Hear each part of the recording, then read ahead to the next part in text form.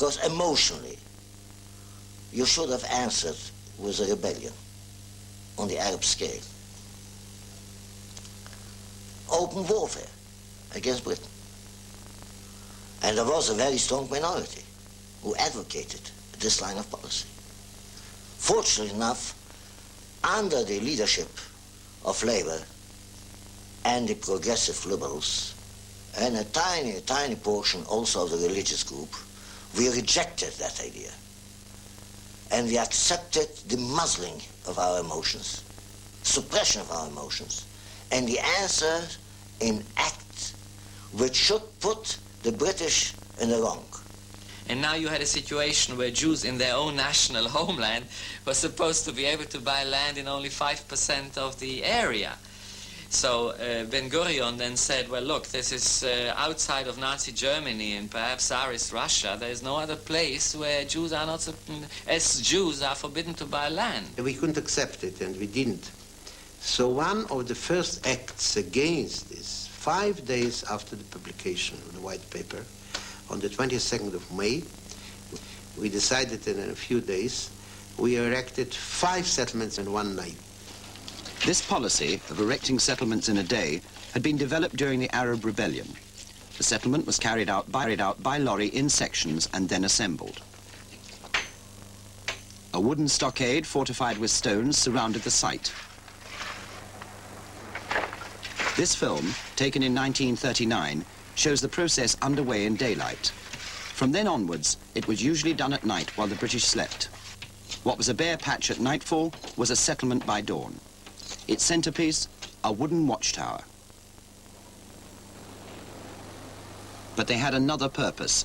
Settlements were strategically placed to mark out the hoped-for borders of an eventual Jewish state. It was realized very clearly that we are heading towards a struggle, a bitter life or death struggle.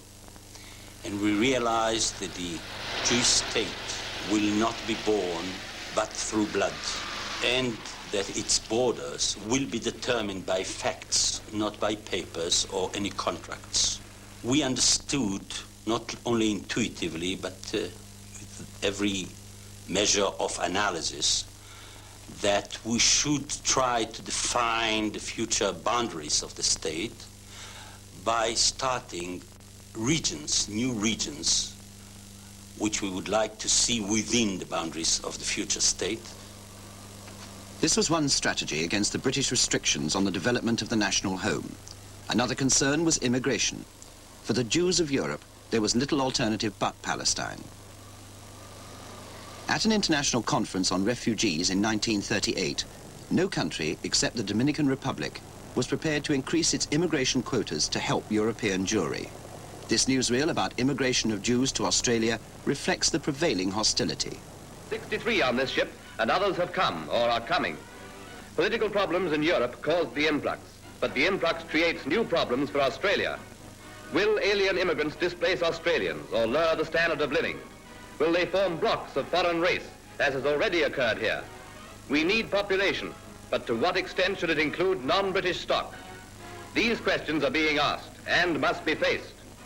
As far as the present immigrants are concerned, they declare they wish to become good Australians.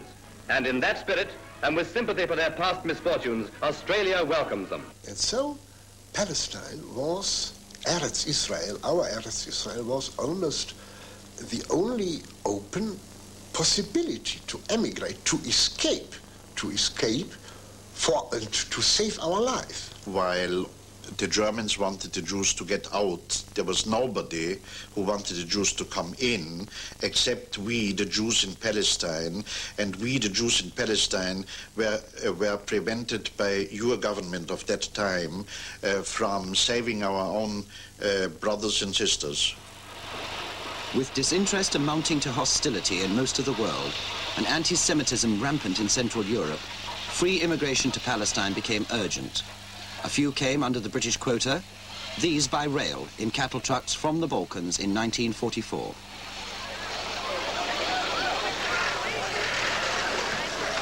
Elsewhere, shiploads of refugees hopelessly sought refuge somewhere.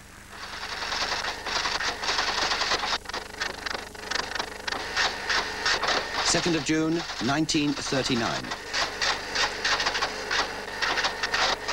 Antwerp, 17th of June. Palestine, 22nd of August, 1939.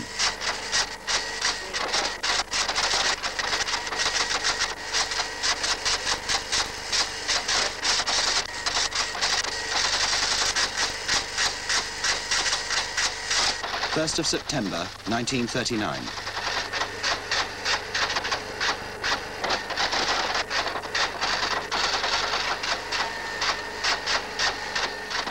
(25th of November, 1940). The British ship Patria. On it, illegal immigrants from Europe, awaiting deportation to Mauritius. Haganah planned to cripple the ship to keep them in Palestine. Their plan misfired. Their bomb blew a large hole in her side. The Patria sank, 250 immigrants drowned. 1940, war in Europe, precautions in Palestine. In June 1942, Palestine was threatened by the German advance in Egypt. The Palestinian Jewry gave Britain full support in the war. But it was an alliance of necessity. Britain had proved a feckless ally of the Zionist cause. The Zionist establishment felt that the British government had reached saturation point as far as its susceptibility to Zionist pressure. They felt that the British had delivered about as much as they could deliver. A significant shift in Zionist policy emerged from a conference at the Biltmore Hotel, New York. The Jewish cause in Palestine needed a new patron. It would be America. It also saw power pass from Weizmann to the young and perceptive Ben-Gurion. The Biltmore Conference indicated the shift of the strategic fulcrum of Zionist effort and pressure from one metropolis, London, to the new metropolis, Washington. Ben-Gurion and Weizmann agreed, more or less, not quite, that the Jewish demand should be openly stated, because after the war the peace conference would meet, everybody would put in his claim, and the Jewish claim had to be put in now. And the claim was for the establishment of Palestine as a Jewish commonwealth by mass immigration, which would turn it into a country where the majority of the population was Jewish. This was based on the idea, you see, that the Jews in Europe would become homeless. There would be 5 million homeless Jews. And these people, some of them at least, would have to turn outside of Europe. Nobody else wanted them. And it was quite clear that the Zionist movement then would provide a solution.